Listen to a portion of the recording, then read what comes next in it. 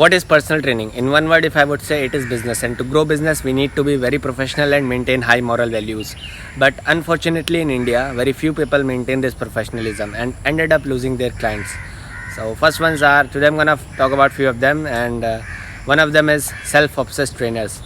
Suppose आपने किसी से पर्सनल ट्रेनिंग के सेशंस परचेज़ किए अपने बजट के अकॉर्डिंग. शुरू में तो बहुत अच्छा चलता है, 3-4 सेशन तक वो आपको बहुत मोटिवेट करते हैं, पुश करते हैं हर चीज़ में.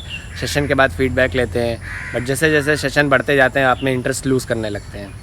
फॉर एग्ज़ाम्पल कि हेयर स्टाइल सेट करना बार बार, या शीशे में खुद को ही देखना, पोजिंग करना, फ्लेक्स करना, ये सारी कुछ चीज़ें हैं जो अनप्रोफेशनलिज्म के साइन में आता है, और ऐसे ट्रेनर से आपको बचना चाहिए. Second one I am gonna talk about are lazy trainers. Suppose आपने किसी पर्सनल ट्रेनर को उसकी फिजिक्स से इंप्रेस होकर सेशन परचेज़ कर लिए. अब जो ज़्यादातर ट्रेनर होते हैं वो 8-9 घंटे की जॉब करते हैं, और जितने आवर्स वो पीटी के लेते हैं उनको वो रेस्ट आवर कंसिडर करते हैं.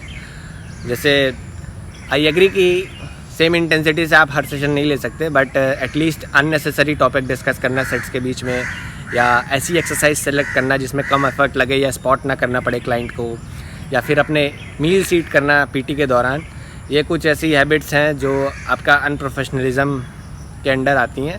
प्लीज़ आपका जो क्लाइंट है वो आप पे ट्रस्ट करके इन्वेस्ट कर रहा है, उसका इतना गंदा मत काटो अगर आप ऐसे ट्रेनर हो, और अगर आप क्लाइंट हो तो ऐसे ट्रेनर को जल्द से जल्द फायर कर दो. Personal trainer with no program, this is the most dangerous breed of trainers. अगर आप इनसे समय रहते नहीं बच पाए तो आप बहुत मुश्किल में पड़ने वाले हो, क्योंकि ये ऐसे ट्रेनर्स होते हैं जो अपने मूड के अकॉर्डिंग वर्कआउट करवाते हैं, और जो इनका वर्कआउट प्रोग्राम होता है उस दिन के अकॉर्डिंग वो ऐसे रहता है कि ज़्यादातर जो एक्सरसाइज ये सेलेक्ट करते हैं या वेरिएशन चूज़ करते हैं या इंटेंसिटी चूज़ करते हैं वो क्लाइंट के लिए बेनिफिशियल नहीं होती है. जो जिम के अंदर वर्कआउट कर रहे हैं लोग उनको इम्प्रेस करने के लिए ये एक्सरसाइज वेरिएशन यूज़ करते हैं, ताकि इनके पास और ज़्यादा पर्सनल ट्रेनिंग की क्वेरीज आएँ. अगर आप ऐसे ट्रेनर से समय रहते नहीं बच पाए तो आप भैया मुश्किल में पड़ने वाले हो. और अगर आप ऐसे ट्रेनर हैं तो आप ये बात समझ लो, ज़्यादा वेरिएशन कराने से क्लाइंट को रिजल्ट जल्दी नहीं मिल जाते हैं. ठीक है. Personal trainers doing their workout while giving sessions, these are the people you might have seen specially in local gyms where clients are unable to afford the full fee of personal training fees. So usually trainers offer them to train with themselves, and this is right to some extent, because अगर आप नहीं afford कर पा रहे हो तो at least अगर आप उसके साथ वर्कआउट कर रहे हो तो कुछ ना कुछ तो सीखने को मिलेगा. Power trainers, I think everyone has witnessed this category of fitness trainers in their lifting career, and this is the category which itself is an industry. Touching female clients inappropriately, getting too close while spotting them, or staring them while they are doing squats or deadlift. These are the signs which comes under unprofessionalism and create negative impact on their mind regarding fitness industry and fitness professionals. अगर आप ऐसे trainer हैं बेटा बहुत लंबा नपोगे बहुत जल्द, और अगर आप विक्टिम हैं ऐसी चीज़ों की या ऐसी चीज़ों के तो please report to the management, and बाकी आप समझदार हैं. Selling supplements and drugs, these are the trainers they try to generate an extra income by insisting their clients to purchase supplements and charge extra for recommending और prescribing drugs to provide them faster results.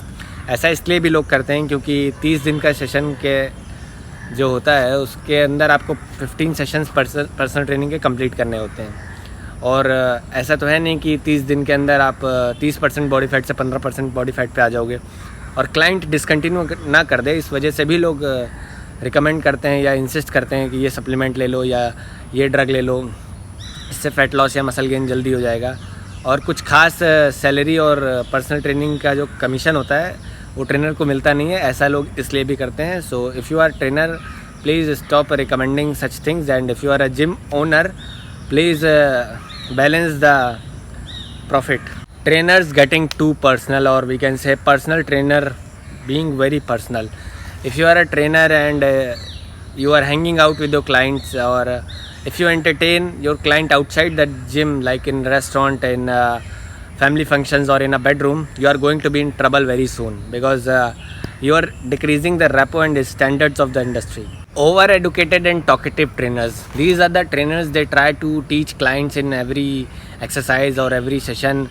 But यहाँ पे मैं आपको एक बात बताना चाहता हूँ, ज़्यादातर क्लाइंट्स को साइंस बेस्ड रिसर्च और वर्कआउट के बारे में सुनना पसंद नहीं होता है. They just trust you and believe you that you are offering them a good session. So इस बात को समझिए, अगर आप नहीं समझ रहे हैं तो you will lose that client soon. अगर आप ट्रेनर हैं, अगर आप क्लाइंट हैं तो आई एम श्योर कि आप ऐसे ट्रेनर से पर्सनल ट्रेनिंग नहीं लेना पसंद करेंगे जो सिर्फ आपको साइंस बेस्ड रिसर्च पढ़ पढ़ के 1 घंटे के सेशन में सुना रहा है। सो आई होप ये वीडियो पसंद आई होगी आपको। I will meet you in the next one. Till then take care and keep loving yourself.